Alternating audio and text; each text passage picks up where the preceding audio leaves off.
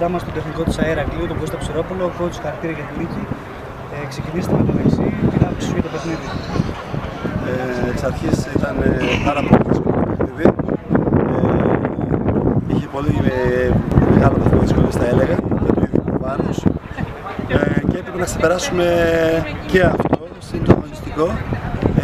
Να παίξουμε σε ένα γήπεδο για μας, θα έλεγα, αρκετά μεγάλο, θα έλεγα, μετά από τη συνήθεια που έχουμε στο γήπεδο και στη Χόρτο.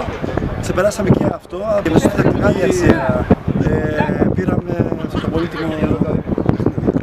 Θεωρείς ότι αυτή η νίκη σας δίνει το προβάδισμα όσον αφορά τη διεκδίκηση της ομάδας? Σίγουρα, όταν ξεκινάς με ένα μεγάλο αντίπαλο, όπως είπα, εκτός έδρας να κάνεις με μια πολύ μεγάλη νίκη, έτσι μια νίκη, θα έλεγα, με πολύ συνέπεια καθ' όλη τη διάρκεια του παιχνιδιού, να μην κάνουμε λάθη που θα στοίχιζαν στην ομάδα, όπως είχαμε πει και με τα παιδιά, αλλά και είχαμε και πει καθ' όλη τη διάρκεια της εβδομάδας ότι θα κόστησαν κάποια λάθη.